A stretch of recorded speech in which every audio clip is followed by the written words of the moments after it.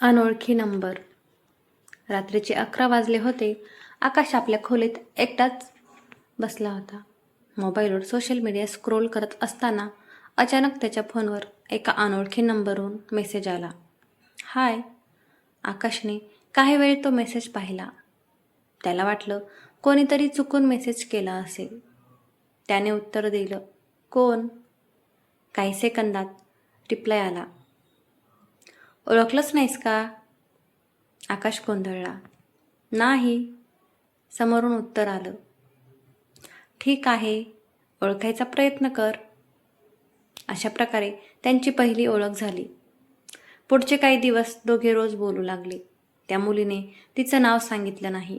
ती फक्त एवढंच म्हणाली की योग्य वेळ आल्यावर सर्व सांगेल. आकाशला तिच्याशी बोलायला आवडू लागलं. तिच्याशी बोलल्याशिवाय त्याचा दिवस पूर्ण होत नव्हता. ती त्याच्या प्रत्येक गोष्टीकडे लक्ष द्यायची. तो उदास असेल तर ओळखायची. तो आनंदी असेल तर त्याच्यापेक्षा जास्त आनंदी व्हायची. हळूहळू ती त्याच्या आयुष्याचा भाग बनली. एक दिवस आकाशने विचारलं, तू खरंच कोण आहेस? ती म्हणाली, मी ती आहे जी तुझ्यावर तुझ्यापेक्षा जास्त विश्वास ठेवते. त्या उत्तराने आकाश शांत झाला. महिने निघून गेले. दोघांनी एकमेकांना कधी पाहिलं नव्हतं.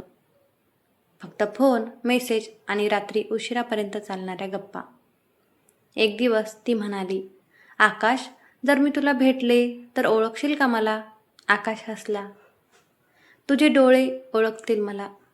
ती बराच वेळ काही बोलली नाही. नंतर फक्त एक हसणारा इमोजी पाठवला. हळूहळू आकाशला तिच्यावर प्रेम झालं. खूप खोल प्रेम. पण त्याने कधी व्यक्त केलं नाही. त्याला भीती वाटत होती. कदाचित ती फक्त मैत्री मानत असेल. एक दिवस त्या मुलीचा मेसेज आला, उद्या संध्याकाळी 5 वाजता शहरातील जुन्या बागेत भेट. आकाशचा आनंद गगनात मावेनासा झाला. रात्रभर त्याला झोप लागली नाही. दुसऱ्या दिवशी तो वेळेच्या आधीच बागेत पोहोचला.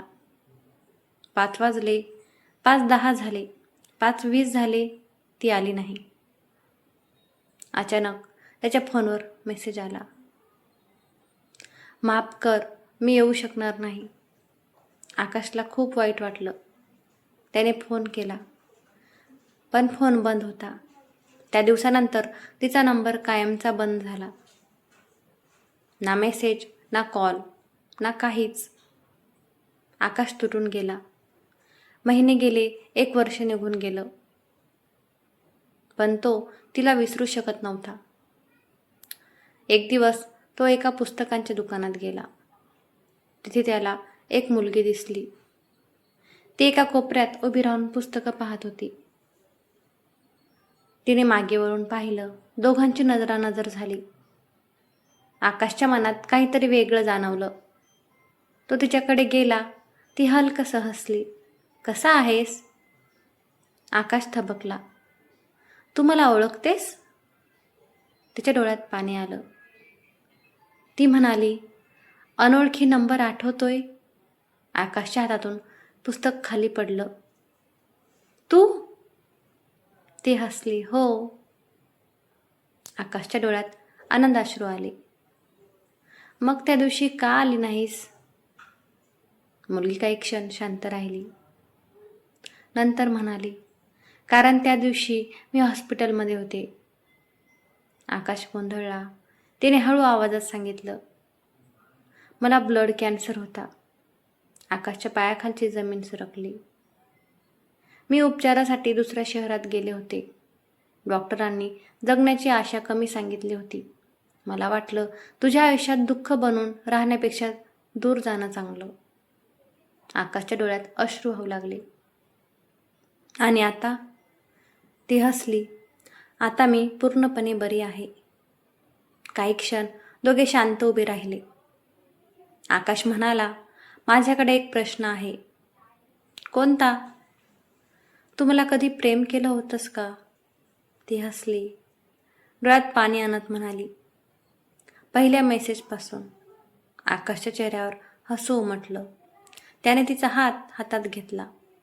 मग आता पुन्हा कुठेही जाऊ नकोस, ती म्हणाली. आता नाही, यावेळी कायम तुझ्यासोबत राहणार. 2 वर्षांनी दोघांचं लग्न झालं. लग्नाच्या रात्री आकाशने तिचा जुना पहिला मेसेज फ्रेम करून भिंतीवर लावला. त्यावर फक्त एकच शब्द लिहिला होता, हाय. आणि त्या एका शब्दाने सुरू झालेली प्रेमकथा आयुष्यभरासाठी पूर्ण झाली. कथा आवडल्यास नक्की कमेंट करा, लाईक, शेअर आणि सबस्क्राईब करा. धन्यवाद.